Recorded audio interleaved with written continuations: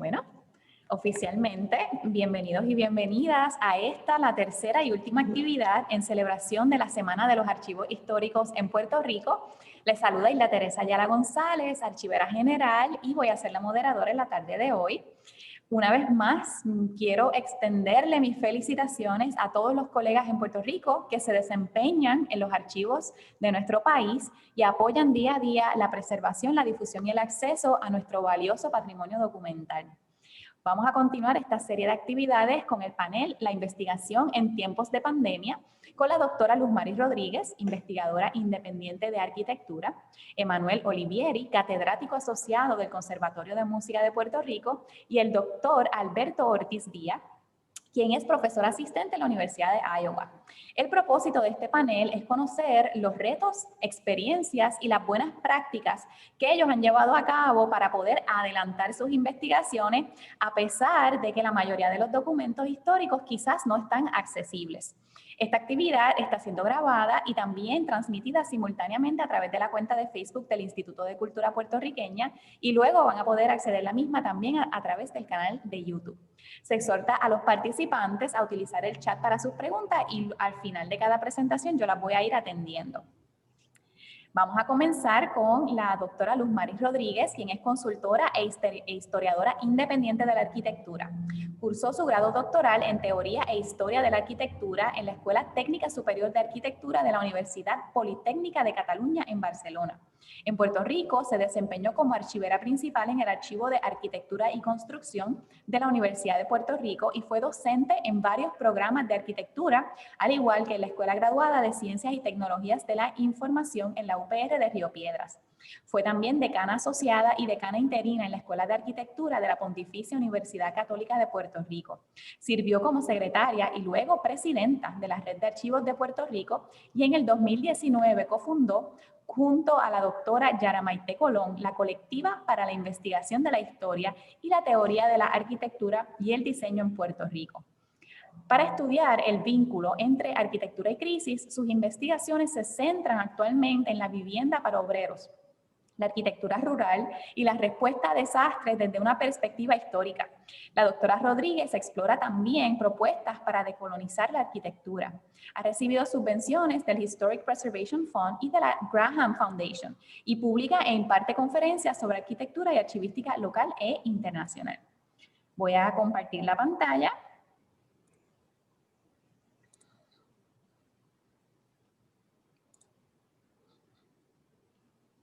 Gracias, Hilda, por la presentación. Hilda me va a ayudar porque mi internet está un poquito inestable hoy, así que Hilda me va a ayudar pasándome las diapositivas. Pero antes que nada, tengo que también felicitar a mis colegas archiveros en su semana, a todos los archiveros que laboran contra viento y marea en Puerto Rico, y por supuesto, agradecer al Instituto de Cultura y a la archivera general por su invitación, y ella sabe que yo siempre estoy presta para las conspiraciones y los inventos, así que muy agradecida. Y la invitación pues viene como anillo al dedo porque resulta ser que estoy investigando hace un tiempito precisamente las crisis. En el caso particular de la arquitectura, mi colega, la doctora Yara Maite Colón y yo, desde la colectiva, estamos tratando de generar investigaciones que estudien las crisis del presente desde una perspectiva histórica y cómo se inserta la arquitectura o el diseño de espacios o el placemaking en esas discusiones. Pásame a la próxima, por favor, Hilda.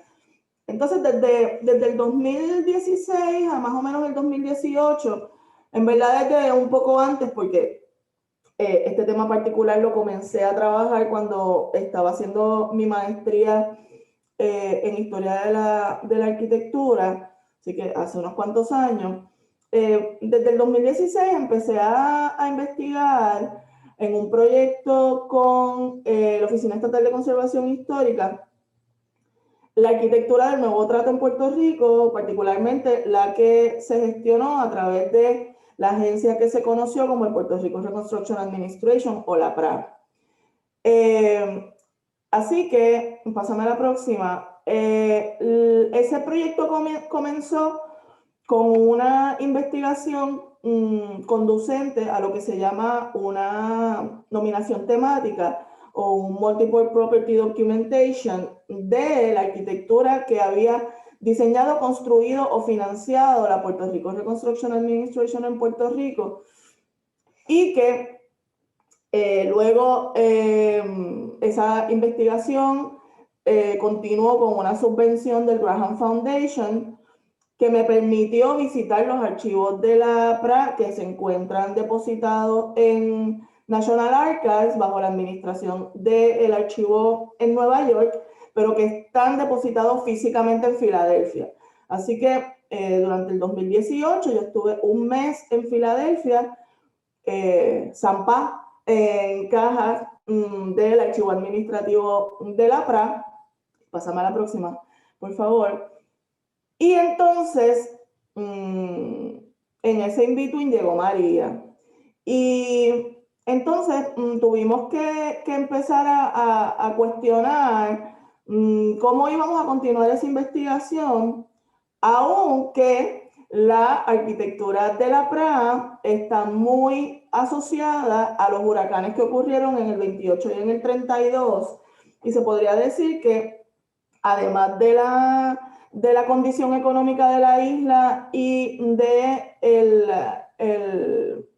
el crash del mercado que ocurrió en los Estados Unidos, pues también los huracanes en Puerto Rico tuvieron mucho que ver con el que se trajera a Puerto Rico el nuevo trato. Pero con María, luego que empezaron a surgir los discursos de la reconstrucción por el gobierno de turno y por los arquitectos, empezamos a trabajar precisamente unas reflexiones sobre los discursos que se estaban dando en cuanto a los espacios, a la reconstrucción y a la política pública, específicamente sobre vivienda. Y nos dimos cuenta o nos empezamos a preguntar si eso había pasado antes. Entonces empezamos a explorar una investigación sobre la política pública, la respuesta a desastres, particularmente de proyectos que tuviesen que ver sobre reconstrucción en Puerto Rico. Y originalmente lo queríamos hacer hasta el presente, pero es muchísimo. Así que lo dejamos en part 1 y actualmente estamos investigando, yo paralelamente con mi investigación sobre la PRA, los espacios post-desastre en Puerto Rico. De 1899 a 1956, concentrándonos específicamente en San Ciriaco, San Felipe, San Cipriano y Santa Clara como huracanes, y el terremoto de San Fermín de 1918. Y eso lo presentamos este año en la conferencia anual del Society of Architectural Historians, que se dio de modo virtual por la pandemia. Y se llama precisamente Crisis Intermingle porque lo que nos estamos dando cuenta es que las crisis se interconectan, no hay una sola crisis, ¿verdad? Eso, estamos ahora mismo enfrancadas en escribir un libro precisamente sobre este tema. Si me pasas a la próxima, Isla, por favor. Entonces, eso nos lleva a cuáles, ¿verdad? A los retos, ¿verdad? A enfrentar ciertos retos que no son retos por María o por la pandemia, ¿verdad?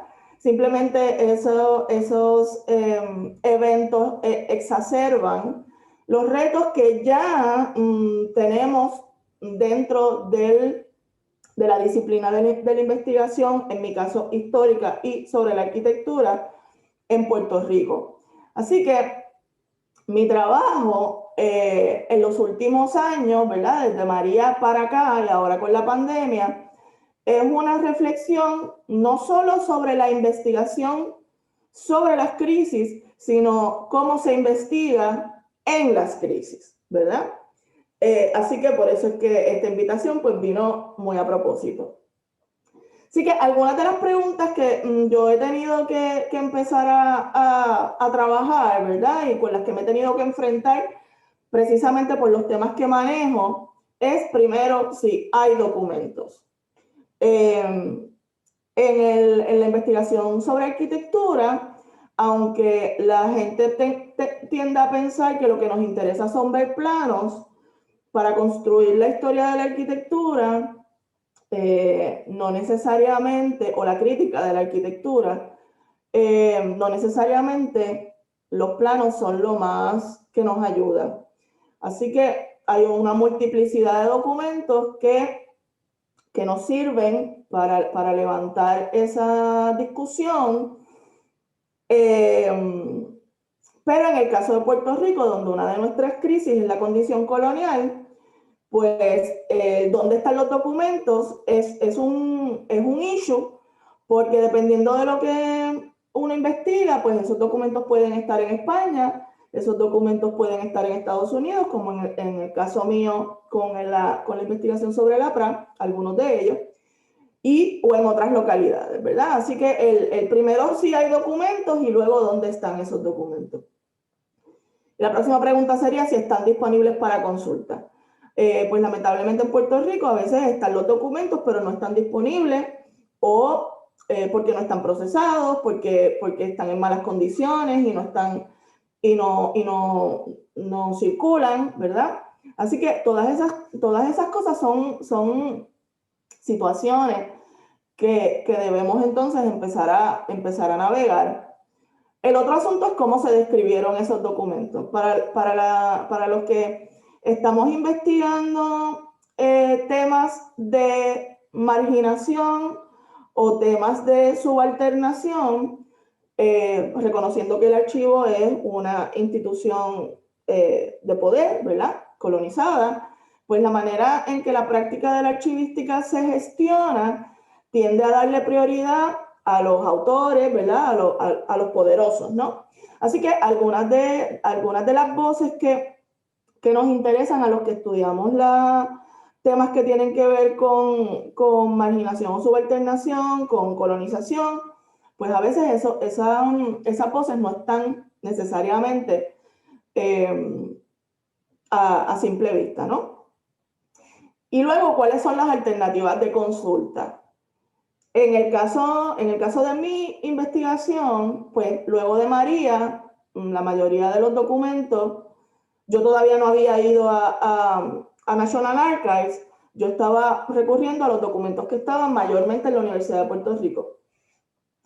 Pero después de María, pues la UPI cerró. Así que, ¿cuáles son? Afortunadamente, como yo había trabajado ya el tema en mi tesis de maestría, pues yo tenía muchos documentos en fotocopia. Pero también, afortunadamente, pues hay múltiples proyectos de archivos digitales que nos abren, ¿verdad?, una posibilidad a continuar la investigación. Sitios como HathiTrust, que son unos colectivos, ¿verdad?, que funcionan como colaboraciones, donde distintas universidades o distintas instituciones archivísticas y colecciones especiales están colgando documentos sobre Puerto Rico, entre ellos los informes del gobernador, por ejemplo, que para mi investigación son fundamentales. El Internet Archive, el Library of Congress, tiene fotografías sobre Puerto Rico que son public domain, pero también en Puerto Rico tenemos la colección puertorriqueña en ISU, que son documentos históricos también, fuentes primarias que nos ayudan, o las imágenes en Biblioteca Digital Puertorriqueña.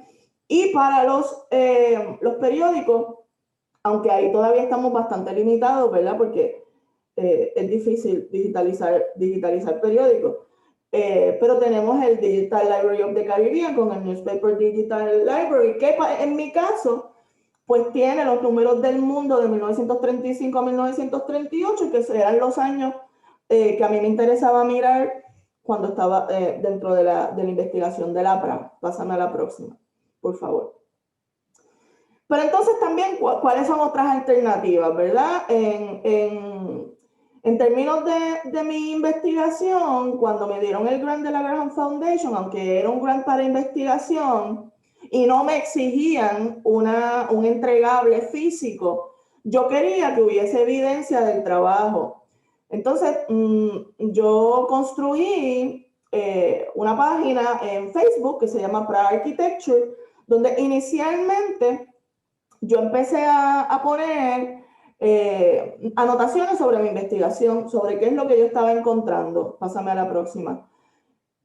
¿Qué pasó con eso? Pues que se convirtió, ahora es un proyecto de Public Scholarship que se va a relaunch el año que viene como un proyecto de Public Scholarship, no solamente amarrado al proyecto de arquitectura de la PRA solamente, y que resultó ser una herramienta para investigación participativa, porque pasaban cosas como las que están viendo en pantalla. Yo, con los documentos, yo sabía que se habían construido, digamos, casas en hormigón, en ladrillo, en tapia, en bloque de adobe, pero no sabía dónde.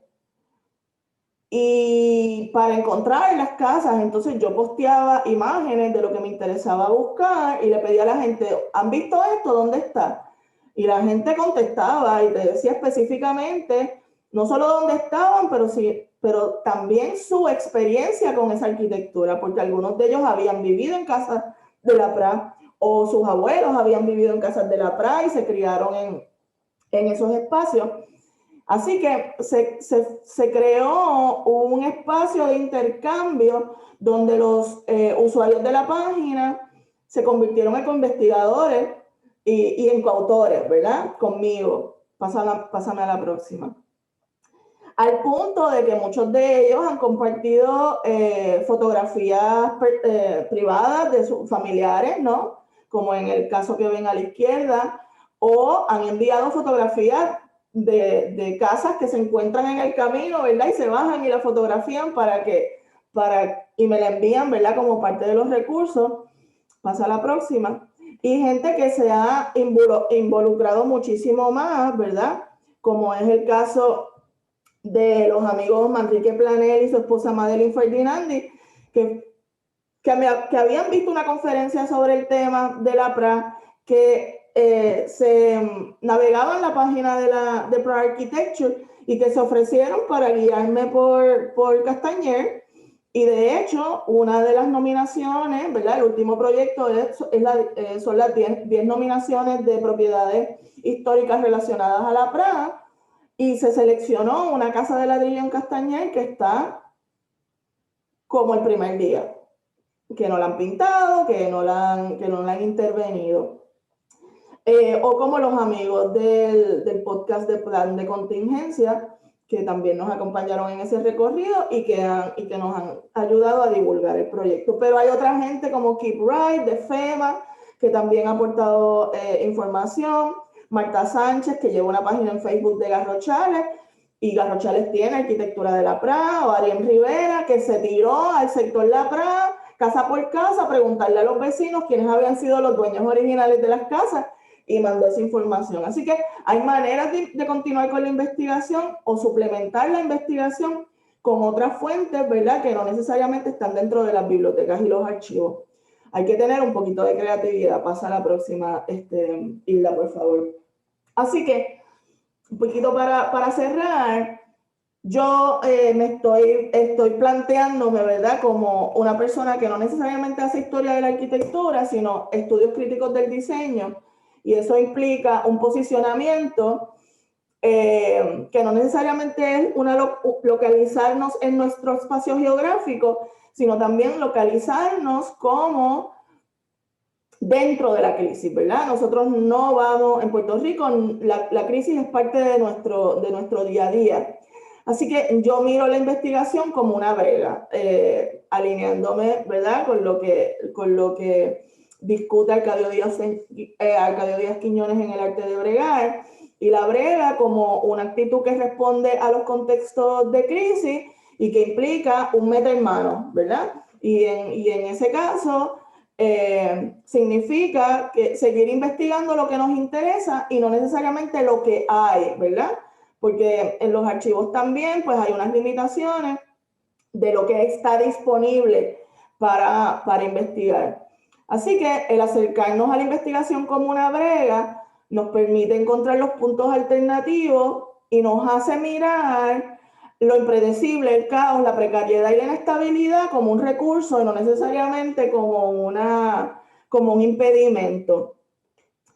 En mi práctica, entonces, yo he decidido, en mi práctica de investigación, entonces, yo incorporo la crisis como parte de mi práctica, como parte de mi metodología de investigación, siguiendo muy de cerca algunas de las cosas que sugiere Linda Tuggy Wilde-Smith, que es una pensadora decolonial y que en su libro de Colonizing Methodologies, pues nos da unos lados de cómo articular investigaciones desde lo no ortodoxo, lo no canónico, desde los intersticios.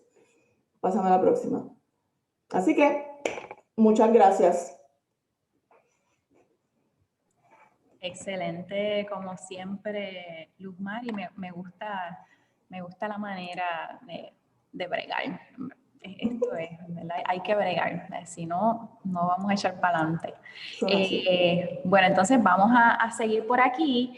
Tengo algunas preguntitas, las voy a guardar hasta el final, ¿verdad? Entonces después las atiendo. Próximo participante, Emanuel Olivieri. Él es violinista principal de la Orquesta Sinfónica de Puerto Rico y profesor de viola en el Conservatorio de Música de Puerto Rico. Perdón, vamos a callarlo por aquí. Ok. Comenzó sus estudios con Francisco Figueroa en el programa de cuerdas para niños y prosiguió con Guillermo Figueroa en el Conservatorio de Música de Puerto Rico. Completó su maestría en el Manhattan School of Music, tomando clases con Emmanuel Bardi, Lillian Fuchs, Leonard Davis y Jane Dane.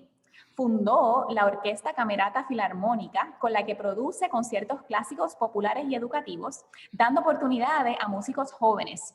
Su concierto, La Orquesta, un zoológico musical, fue merecedor de una subvención del National Endowment for the Arts. Además, ha producido conciertos de música cinematográfica, de videos y el concierto de los Beatles Sinfónicos con la Sinfónica de Puerto Rico.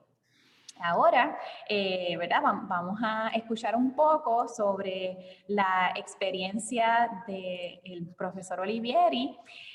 En primer lugar, ¿verdad? Nos puede contar un poco sobre qué ha estado investigando durante estos pasados meses, específicamente enfocado en los meses de encierro, ¿verdad? De la pandemia, desde marzo. ¿Qué usted ha estado trabajando? Bueno, primeramente, muchas gracias por la invitación a Hilda y muy honrado. Yo en realidad pues soy más músico que investigador, ¿no? Investigadores como hobby. A partir de la pandemia principalmente, ¿verdad? Al cancelarse todos los conciertos que teníamos, ¿verdad? Y pues, yo tenía como 4 conciertos preparados y nada, pues ¿qué vamos a hacer? Pues empecé hay varios aspectos que pues uno quisiera siempre tener tiempo y ahora pues que la pandemia, de las pocas cosas buenas es que nos ha dado tiempo para hacer eso. Un aspecto que me gustó, siempre me interesó mucho, las grabaciones antiguas en Puerto Rico. En Puerto Rico tenemos de las grabaciones, o sea, para hacer en latinoamericana, de las más antiguas. Se pensaba que era en 1910 que vino la Columbia a grabar aquí. Pero me puse a chequear así, toda mi investigación ha sido prácticamente por internet y más el archivo, obviamente. Y ahí pues encontré que usando los recursos que mencionó la doctora Luz Marí de los periódicos online, que es fabuloso, pues se encuentra que esas grabaciones fueron en realidad en el 1909. Y por ejemplo, no sé si puedo dar share. Okay, pues, Sí, puede dar share. Ok, vamos a buscarlo aquí. Ok, para que puedan escuchar un poquito. Claro, las grabaciones en sí, pues ya las tenía yo, pero lo están viendo, ¿verdad? Esta es la orquesta de Cocolía en el 1912. hacer un artículo de la canción popular, o sea, una foto que apareció en la revista La Canción Popular. Y entonces, pero ahí entonces, la poquita investigación que hice, pues es en 1909, el periódico mencionaba, no me acuerdo qué periódico fue, La Correspondencia de Puerto Rico, que está en esa misma colección que mencionó Luz Marí de Periódicos del Caribe. Pues mencionó que se hicieron las grabaciones, que la orquesta de Cocolía, que eran prácticamente los mismos músicos de Morel Campos, vinieron a San Juan, estuvieron 2-3 semanas, aparte de dar conciertos, que era una de las orquestas más populares en esa época, pues grabaron específicamente en el edificio de González Padín, no el nuevo, o sea, digo, no el que conocemos donde está el Marshall ahora, sino González Padín en esa época, en 1909, estaba en la calle San Francisco, casi llegando a la bahía. Y entonces, pues no tenemos datos de los que participaron, pero ahí están más o menos los que tocaban, también sacados de otra reseña de la correspondencia. Y las grabaciones, pues para que escuchen, esto para mí, para un músico, poder escuchar a las danzas como se tocaba, como las tocaba Morel Campos, vamos, digamos, Laura Georgina.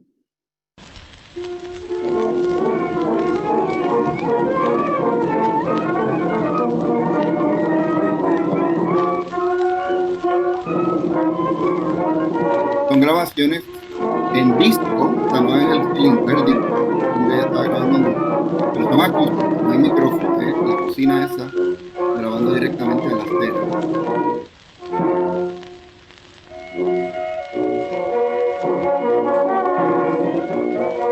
Un poquito de una que va a conocer todo el mundo, borinqueña.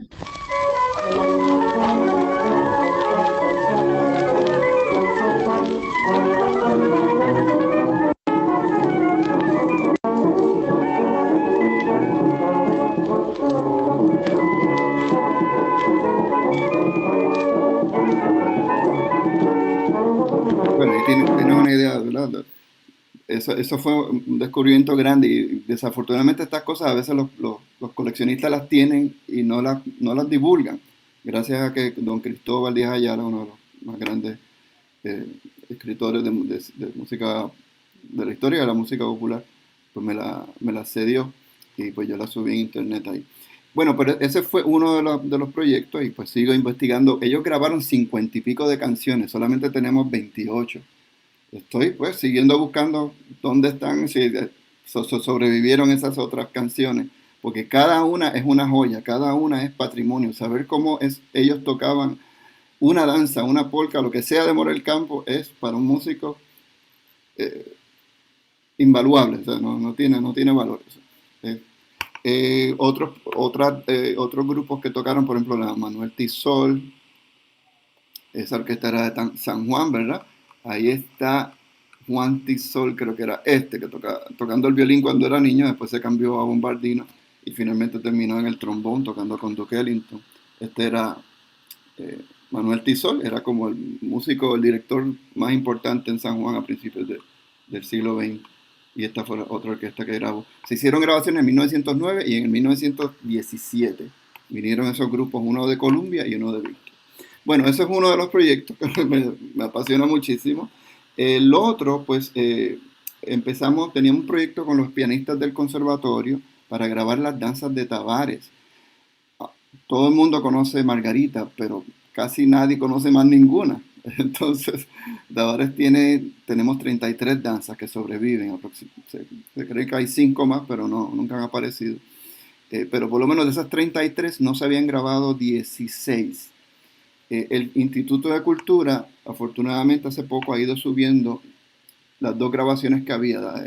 Jesús María San Román grabó algunas y la hija de Tavares, Elisa Tavares, grabó otras ya a punto, casi un año, yo creo un año antes de morir o algo así, 1960 o 58, no se sabe, esos discos no ponían la fecha desafortunadamente.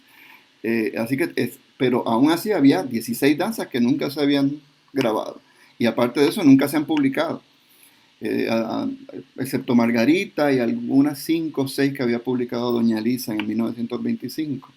Y entonces, pero toda esa música está en el archivo, gracias a los esfuerzos, ¿verdad? Tenemos que agradecer muchísimo a Mauri Veray, a Héctor Campos Parsi, que fueron los que empezaron la sección de música cuando don Ricardo comenzó el instituto y el archivo.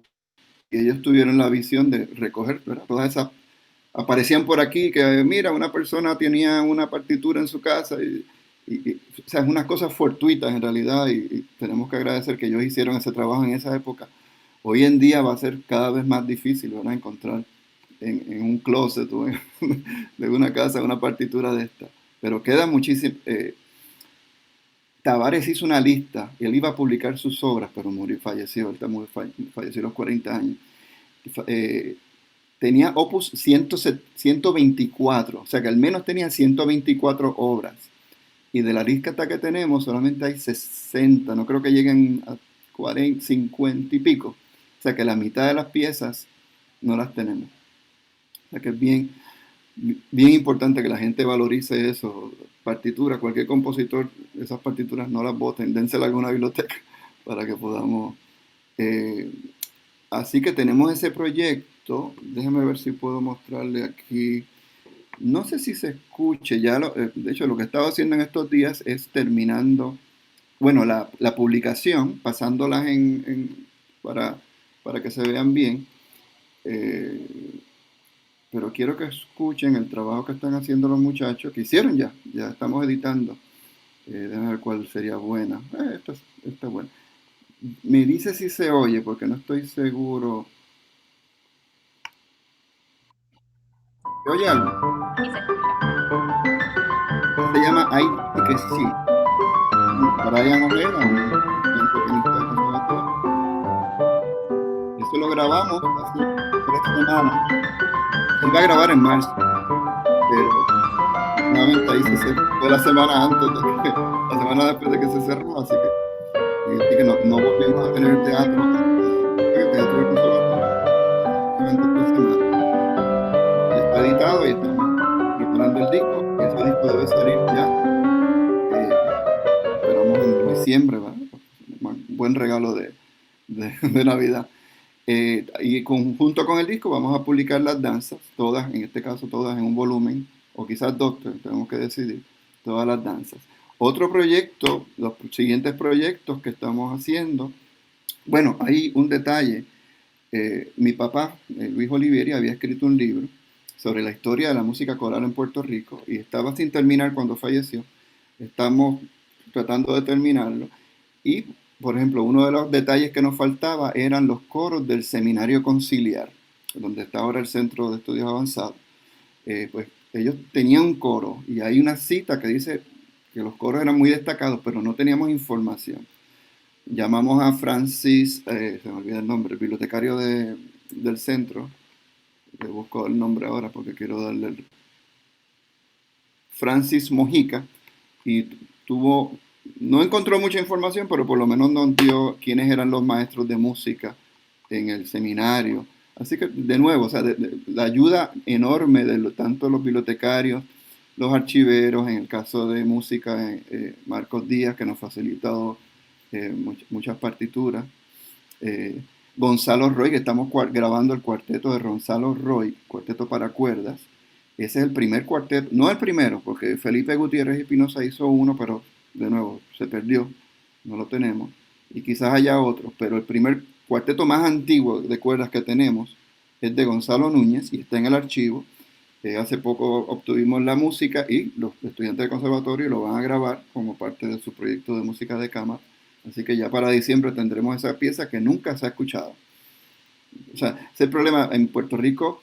Bueno, no se escribe tanto de música, pero se escribe más de lo que se graba, desafortunadamente, de este periodo así del siglo XIX. Hay un montón de música. Felipe Gutiérrez Espinosa, Domingo Delgado, Braulio Dueño Colón tiene muchísimas piezas. Nadie las graba. O sea que vamos a empezar con ese proyecto de grabar todas esas músicas. Y otra, por ejemplo, la de Morel Campos, pues Jesús María San Román grabó las danzas. Hizo un proyecto titánico en los años 50 y 60, grabando como 10 volúmenes, 12, 14 discos de danza. Yo creo que grabó casi todas las danzas que hay completas, hay muchas incompletas. Pero falta, por ejemplo, la música orquestal. Y voy a compartir, estaba compartiendo esto. Déjame compartir otra cosa. Lo último, el próximo gran proyecto que tenemos es la música el campo tiene 4 entre oberturas y sinfonías. Sinfonías, pero no sinfonías tipo Beethoven, sino sinfonías más bien como un popurrí. Pero, por ejemplo, el certamen. Esto es la letra de Morel. Eso mismo. Ahí está la partitura general. Y después están las partes individuales. Clarinete requinto, pueden ver aquí. ¿Verdad? Me imagino que de ahí se tocó cuando flautín, ¿no? Flauta pequeña, piccolo, lo decimos hoy también. Bajo en do, esto debe ser, no estoy seguro, puede ser clarinete bajo, pero no creo que sea clarinete bajo. No, debe ser el bajo, el contrabajo, que también lo podía tocar la tuba. Pues nada, el contrabajo consiste en editar eso, aunque se puede tocar de ahí muy bien, pero editarlo en computadora para que sea más limpio, más fácil de leer, y entonces grabarlo con los estudiantes del conservatorio. Ese es otro de nuestros proyectos. ¿Qué más tenemos? Por ejemplo, un dato que me gusta, si uno ve, volviendo a Tavares, todos los monumentos, o sea, tú buscas Tavares en cualquier lugar y los monumentos y la tarja que hay en la casa, en la calle Sol, ponen su fecha de nacimiento como 1843.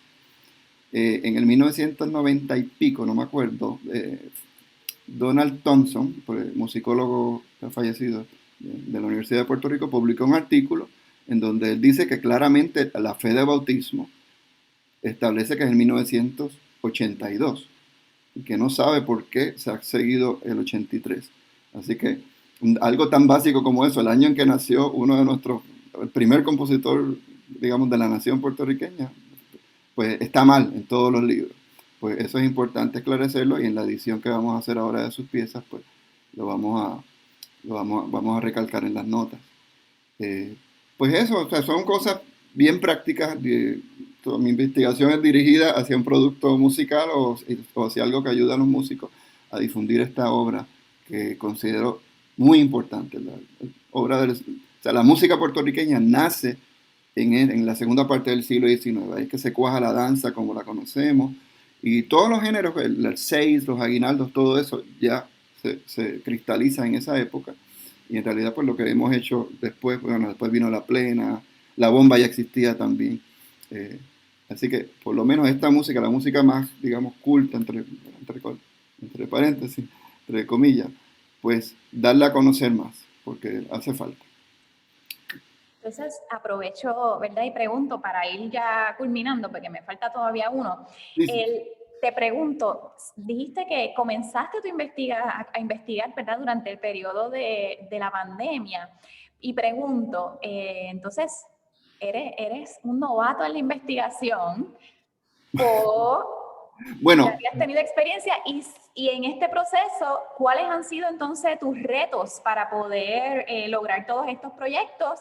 ¿Y cuáles sí. han sido aquellas prácticas que te gustaron, que las implementaste por primera vez y que vas a seguir utilizándolas? Bueno, hace 8 años yo había ya buscado las danzas de Tavares. Este es un proyecto cuando era el archivo viejo, que donde uno tenía que ir y llenar el papel y venir otro día o estar horas esperando. O sea que gracias a Dios eso ha mejorado muchísimo y le doy muchísimas gracias a Marcos y a todos, y a usted también, ¿verdad? Por facilitarnos eso. Ya se puede digitalizar, no hay que ir allá. O sea que en cierto sentido esas cosas que nos ha forzado la pandemia, pues son buenas porque, o sea, eso se tiene que mantener ya. Sí, o sea, en ese sentido. ¿Qué te digo? Bueno, pues las dificultades, por ejemplo, Margarita, la danza más famosa de Tavares, no hay partitura original, ni en el archivo. Estoy llamando al Museo de Ponce porque me dieron un la de que a Mauri Veray le había dado una a Luis Ferré, pero eso está entonces en su archivo, pero ese archivo sí está cerrado. Se comunicaron conmigo hace poco que iban a ver si podía. O sea que algunas cosas pues sí tardan más. Pero de nuevo, gracias a los archiveros, a los bibliotecarios, pues se ha podido, yo por lo menos he podido seguir trabajando. No ha sido, o sea, no se ha cerrado completamente. Siempre hay personas que están dispuestas a ayudar. Pero obviamente ciertas cosas dan más trabajo. Y en este caso, ¿verdad? Para el contexto, en el Archivo General, pues nosotros no estábamos dando servicio presencial a esos primeros meses en julio, agosto, pero sí comenzamos a brindar un servicio de manera digital, donde la persona podía escribir por correo electrónico, nos veía los recursos de búsqueda y le dejaba saber a los archiveros, ¿verdad?, qué era lo que le interesaba. Y entonces en el archivo se digitalizaba la información y se les hacía llegar a los investigadores para que la pudieran utilizar, ¿verdad? En el caso de ustedes que están desde el Conservatorio de Música, pues tenemos este maravilloso acuerdo de colaboración, ¿verdad? Porque queremos que esa música se escuche. Así que, ¿verdad? Me alegra mucho que le hayamos ayudado durante estos meses y que estemos colaborando para este proyecto, ¿verdad?, tan importante. Tengo unos comentarios, ¿verdad?, que le han hecho a través del Facebook, los voy a leer entonces al final, pero quiero agradecerle la participación y la intervención, y voy entonces a aprovechar a invitar a nuestro tercer panelista, el doctor Alberto Ortiz Díaz. El doctor Díaz obtuvo su doctorado en Historia del Caribe y América Latina de la Universidad de Iowa. Este año es académico adscrito al Instituto de Estudios del Caribe de la Universidad de Puerto Rico en Río Piedras y está escribiendo un libro sobre las cárceles y la rehabilitación de Puerto Rico y el Caribe a mediados del siglo XX. Así que le voy a pedir a Alberto que presente por aquí su video y... Bienvenido, Alberto. Bueno, ok, muchas gracias, directora Ayala, y a cada uno de ustedes que están presentes. Una aclaración breve, hice mi doctorado en la Universidad de Wisconsin, bajo la dirección de Francisco Scarano, historiador de Puerto Rico, y actualmente soy profesor asistente en la Universidad de Iowa. De nuevo, muchas gracias por esta invitación. Felicidades, como dijo la colega Luz María, a los archiveros en esta semana. En verdad, un privilegio, un honor a participar en algo como esto. Yo fui archivero de contrato adscrito al Archivo General de Puerto Rico del 2009 al 2010, antes de regresar a estudiar. Y fue una de las experiencias más ricas en mi vida profesional. No puedo creer que han pasado 10 años, pero aquí estamos, ¿verdad? Lo que estoy investigando, los espacios carcelarios y la rehabilitación en Puerto Rico y el Caribe del 1917 hasta el 1964. También estoy preparando un par de artículos y capítulos en libros sobre los confinados prófugos en el Caribe en el siglo XX, la ciencia social en Puerto Rico entre el fin del siglo XIX y los años 1950, y los curanderos y el curanderismo en la República Dominicana en los años 1930, en el comienzo de la época del dictador Rafael Trujillo. Entonces, como historiador del Caribe, formado pensando comparativamente con América Latina, yo tengo una tendencia de pensar en no solamente Puerto Rico, sino Puerto Rico en el contexto caribeño y transamericano. Entonces voy a hablar un poquito, ¿verdad?, sobre lo que ha sucedido conmigo durante esta pandemia y al fin compartir unos fuentes que me han sido útiles, muchos de los cuales vienen del Archivo General, pero también, ¿verdad?, a través de fuentes que se consiguen en línea. Los retos que encontré durante estos meses y cómo he logrado sobrellevarlo para adelantar mis investigaciones, voy a tocar 3 puntos brevemente. Primero, la prohibición en cuanto al moverse, ¿verdad?, entre marzo y agosto. Y para un historiador es esencial para investigar en persona, especialmente si su enfoque es fuera de Estados Unidos. Dentro de Estados Unidos hay muchas fuentes, muchos recursos en línea, se puede mover de universidad en universidad, servicios universitarios, etcétera. Protocolos que están vigentes ahora mismo para poder entrar colecciones por cita, pero Fuera del país es otro asunto. Para ir para otros países, a veces los países no están dejando uno entrar. En mi caso, pues tengo la ventaja de venir a Puerto Rico, ¿verdad? Que es posesión, territorio, colonia, como usted desea ponerlo, de Estados Unidos, y pues eso facilita el movimiento entre Estados Unidos y Puerto Rico un poco, pero para otros lugares puede ser más difícil. Sin embargo, Puerto Rico estuvo, ¿verdad?, más o menos cejado hasta mediados de septiembre en cuanto a la investigación. Entonces, entre marzo y septiembre, pues tuve que tener eso en cuenta. Y como no podía moverme, tuve que aceptarlo y buscar otras maneras de acercarme a mi trabajo. Segundo punto, la falta de conocimiento de todo que está disponible en línea y los límites de este material, pues me obligó a descubrir fuentes a través del Internet que no investigaba mucho anteriormente.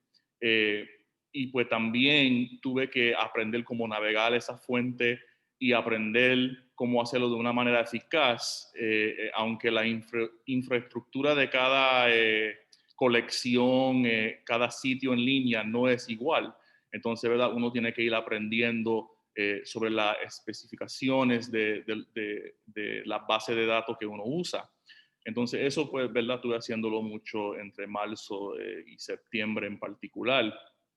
Y últimamente, el incertidumbre, ¿verdad?, sobre los servicios archivísticos y bibliotecarios a la distancia. Esto requirió que yo estuviera en contacto frecuente, pero no obsesivo, con los archiveros y los bibliotecarios, quienes me orientaron sobre nuevos servicios como catálogos en línea, digitalización, fechas de reapertura, citas, etcétera. Y ahorita yo le comparto un ejemplo de lo que estaba hablando la directora Ayala, de una digitalización de un expediente, ¿verdad? El tipo de expediente, por lo menos, que me facilita mi investigación. Entonces, para mí eso es un tremendo avance para el Archivo General de Puerto Rico, que los catálogos están en línea, tú puedes consultarlos, puedes identificar específicamente lo que necesitas, y eso facilita el proceso. También, ¿verdad?, tienes algunos límites, pero en general, en mi caso, es muy útil.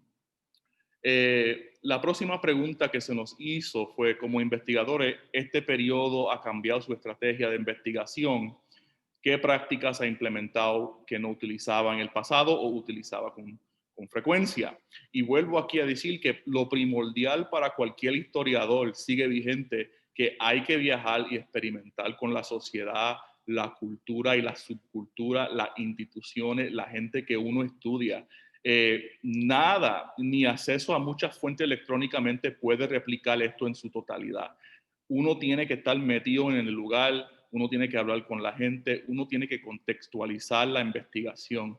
Y yo sigo siendo creyente en eso, y eso es uno de los límites de esta pandemia, que sí podemos hacer cosas a la distancia, pero ese contacto, ¿verdad?, persona a persona, ese calor humano, archiveros, bibliotecarios, intelectuales locales, la población en general, todo eso también forma lo que es la investigación de un historiador. Entonces sí tuve que cambiar algunos aspectos de cómo me acercaba a la investigación a la luz de este límite. En particular, tuve que depender más que nunca de fuentes en línea, especialmente repositorios de material, y a través de ellos crear una lista de colecciones de fuentes primarias. La colega Lumari y también el colega Emanuel hablaron un poco de estas fuentes, por ejemplo, la Biblioteca Digital del Caribe, que tiene ciertos periódicos para el caso de Puerto Rico. También hay otros que se mencionaron, y también en los comentarios, el Archivo Digital Nacional de Puerto Rico, HathiTrust y su colección puertorriqueña, Proyecto El Mundo, Biblioteca Digital Puertorriqueña, el Lex Juris de Puerto Rico, que es un base de datos de casos legales que llegaron al Tribunal Supremo a través del siglo XX, el Centro de Estudios Puertorriqueño en Hunter College, allá en Nueva York, el repositorio histórico para el estudio de la ciencia de la salud en Puerto Rico y el Caribe. y hay otros, pero uno va descubriendo la cantidad de material que hay y tiene que acercarse a ese material y, ¿verdad?, crear sus propias listas a la luz de su investigación o su interés.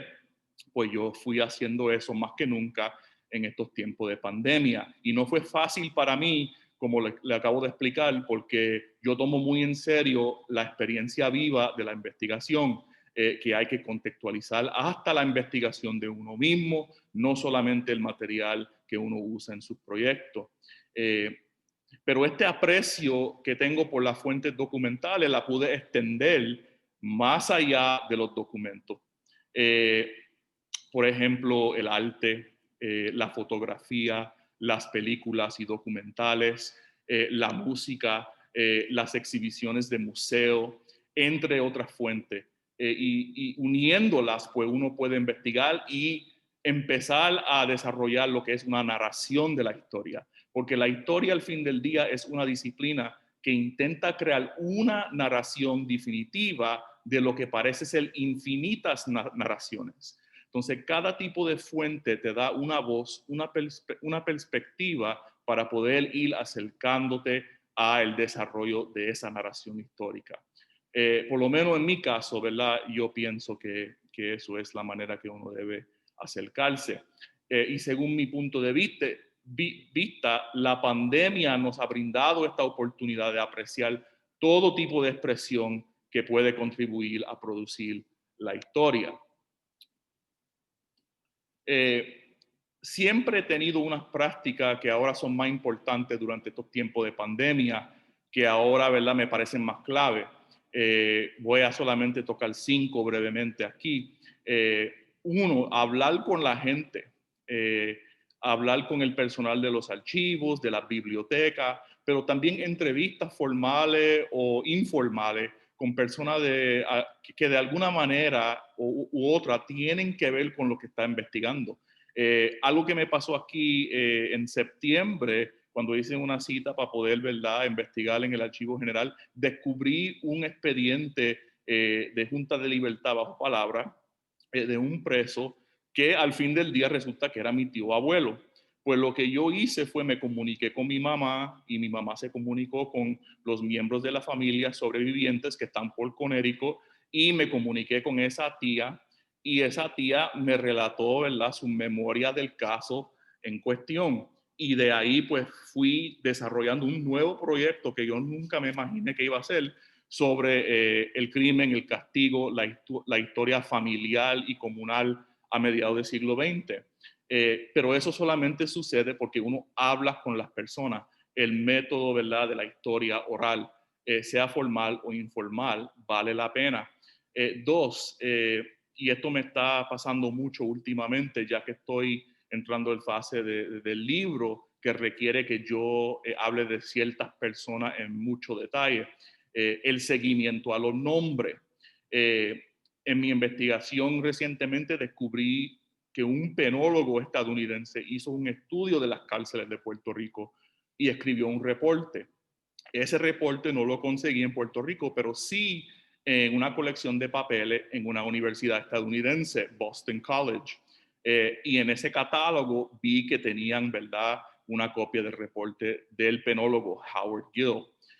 Y estoy en comunicación con ellos para que me faciliten acceso a ese reporte, tal vez digitalizado, veremos, por la pandemia actual. Entonces, ese tipo de seguimiento a un nombre puede, ¿verdad?, dar fruto, pero todo comienza con entrando un tema, todo comienza con entrando un fondo documental y conociendo quiénes son los actores. El nombre vale mucho, yo creo que el nombre vale todo, especialmente si uno está investigando el siglo XX. También este seguimiento, tercer punto, se puede dar a través de bases de datos como Ancestry o otros que tienen que ver con la genealogía.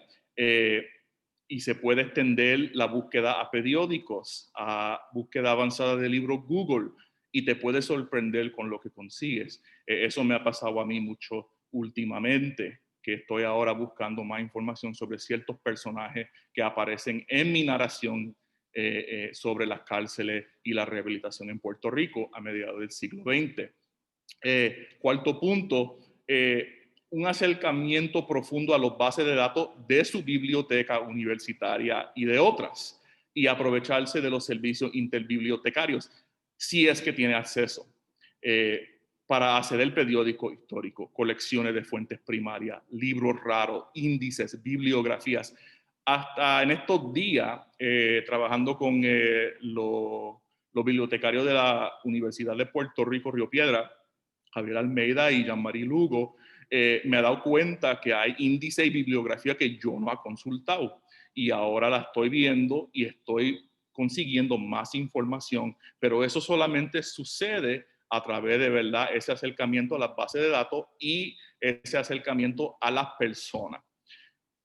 Y el quinto punto, en estos tiempos de pandemia, pienso que también debemos acercarnos a entre nosotros mismos como colegas, mucho más que tal vez, ¿verdad?, ha sido el caso, especialmente si estamos investigando temas similares o que por lo menos estas personas tienen conocimiento de las áreas que te interesan como investigador.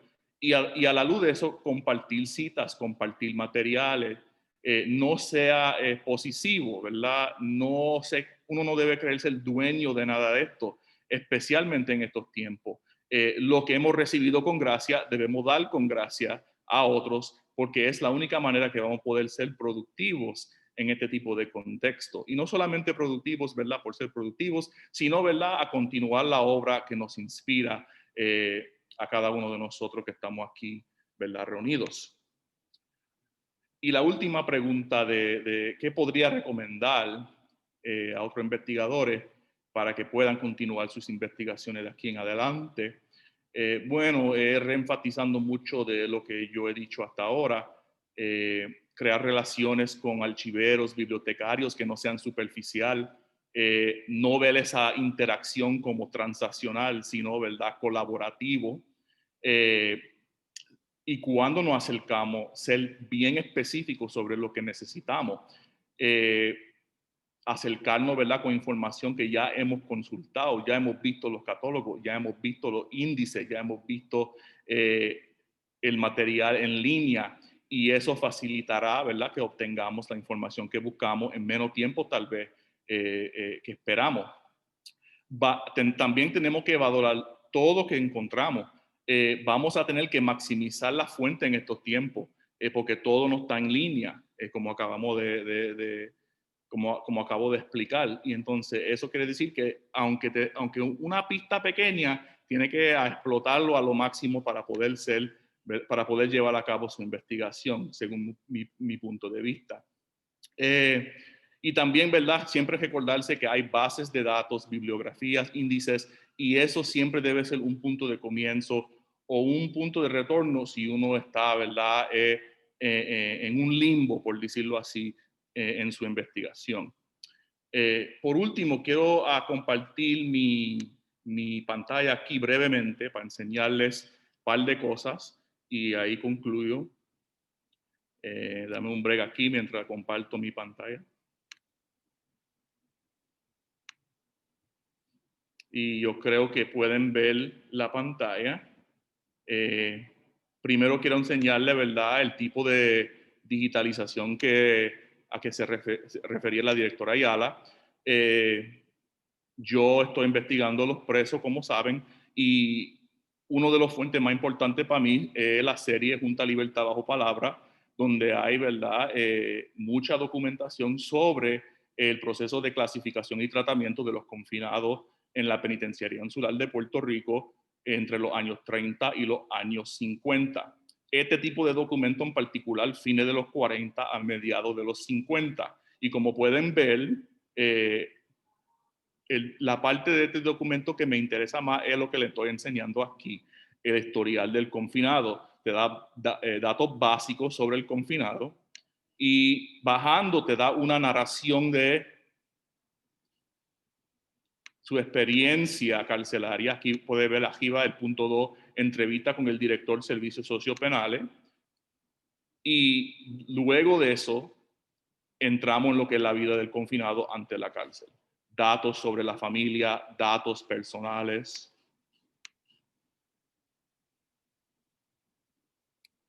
Y como puede ver, es bastante amplio esa narración. Llegando aquí en la quinta página, actitud y características, recomendaciones para su tratamiento o rehabilitación, referencias y recursos, más nombres, date cuenta, ¿verdad? Hablando de los nombres. Y la última página de la hoja histórica del preso, la condición física del confinado, su condición neuropsiquiátrica, informe educativo, religión, empleo, recreación. Y ahí, ¿verdad? Hay una hoja adicional que es la evaluación total y el programa de tratamiento, y te dice el prognosis aquí al final, y en este caso dicen que el prognosis es bueno.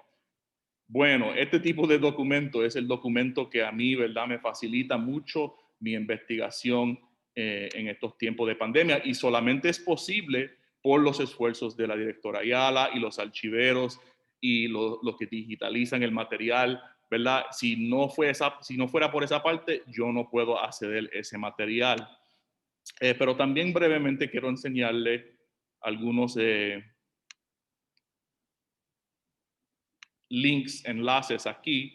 Solamente le voy a enseñar 2 o 3. HathiTrust es muy importante. Como puede ver, una búsqueda de Puerto Rico le va a traer casi 2 millones de cosas, y vista entera, full view, más de 600,000. En varios idiomas, obviamente inglés, pero también español, francés, alemán, italiano. Uno puede ir, ¿verdad?, identificando lo que tiene que identificar a la luz de su tema de interés. El HathiTrust se puede acceder a través de la afiliación de uno universitario. También brevemente le voy a enseñar algo que no tiene que ver con Puerto Rico. Se llama el programa de archivos en peligro de la Biblioteca de Inglaterra, y lo clave aquí es el mapa, que te muestra dónde hay proyectos cumplidos y en proceso. Y si le damos un zoom a América Latina y el Caribe, vamos a ver que hay muchos proyectos. Puerto Rico, lamentablemente, no hay. No sé por qué. No sé si cualifica Puerto Rico para, ¿verdad?, el Grant Process. Puede ser, eso es algo que podemos hablar después. Pero para mi propósito, quiero enseñarle una colección que estoy viendo porque tengo interés en la historia de Brasil, aquí de Salvador de Bahía. Son libros de notarios del siglo XVII al siglo XIX. Y cuando entra, lo que va a ver es que es una digitalización de las cajas de la serie entera. Y uno puede lanzar una investigación aquí solamente con esta colección. Como puede ver aquí, entrando a la CESAU judiciaria, y vemos lo que está.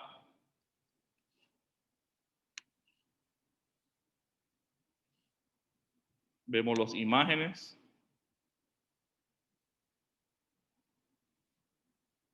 Y como puede ver, uno va como si estuviera físicamente en el archivo, pero, ¿verdad?, uno por uno investigando el material. Últimamente quiero enseñarle aquí, tal vez conocemos esto, pero la búsqueda avanzada de Google Books. Para mí, cuando me llegan esos nombres, pues puedo hacer búsqueda para ver si puedo ampliar lo que conozco de los nombres. Sí hay fuentes limitados archivísticos. Entonces, Javier Almeida me mandó hace unos días un artículo de un periódico estudiantil de la UPR del 1947. El autor era Jesús E. Palmer. Y cuando busqué en los años de interés que tengo para el propósito de mi libro, surgieron, ¿verdad?, varios hits. Pero lo que me ayudó mucho fue el descubrimiento de esta fuente aquí, State and National Correctional Institutions of the United States. Y pues ahí pude ver un poquito más sobre este Jesús Palmer y su desarrollo. hacer la búsqueda dentro del libro y como podemos ver, hay que eliminar a veces lo que uno está buscando, solamente reducirlo a Palmer en este caso, y vemos que Jesús Palmer era el superintendente de la institución de menores en Miramar, Puerto Rico, y ahí ve unos datos, ¿verdad?, sobre esa institución. Este tipo de búsqueda solamente es posible con el nombre, y no siempre se va a dar, pero cuando se da puede ser muy útil para el investigador que tiene, ¿verdad?, poco posibilidad de moverse, pero a través de la tecnología, ¿verdad?, podemos hacer búsquedas que no nos imaginábamos. Entonces voy a dejarlo ahí y se lo devuelvo a la directora Ayala. Muchas gracias.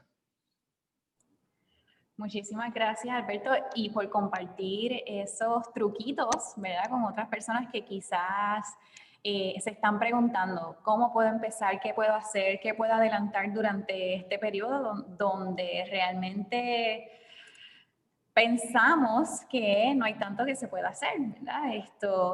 Me gustaría llamar otra vez a Luz María y a Emanuel a ver si pueden prender las cámaras y el micrófono para entonces hacer unas pequeñas palabras de cierre. Estaba leyendo, ¿verdad? No vi preguntas dentro de los diferentes chats, sí vi muchos comentarios, les fascinó todas las presentaciones. Mencionaron también que había otra página que es el ADNPR, que allí también pueden conseguir documentos digitalizados. Vamos a ver. Hay documentos digitalizados y más que todo, ¿verdad?, pues los estaban felicitando a todos por sus investigaciones y por lo que estaban haciendo. Yo también, ¿verdad?, estoy muy feliz y me alegra que de alguna manera u otra pudimos ayudar, ¿verdad?, a que durante estos meses lograran adelantar algo y también, ¿verdad?, estoy bien agradecida de toda la colaboración y el trabajo que hacen día a día aquí los archiveros, que siempre dan la milla extra y más ahora que no pueden estar aquí, ¿verdad?, siempre están bien pendientes de tratar de ayudar en lo que se pueda. Y con este proyecto de digitalización, ¿verdad?, aquí pues tuvimos esa oportunidad de compartir recursos que tenemos en la colección y se los enviamos de forma electrónica a través de un proceso interno, ¿verdad?, que estamos haciendo para ayudarlos aunque sea un poquito, y pues los recursos de búsqueda que también ya están digitales en la página del archivo y poco a poco, ¿verdad?, vamos a seguir aumentando esa disponibilidad.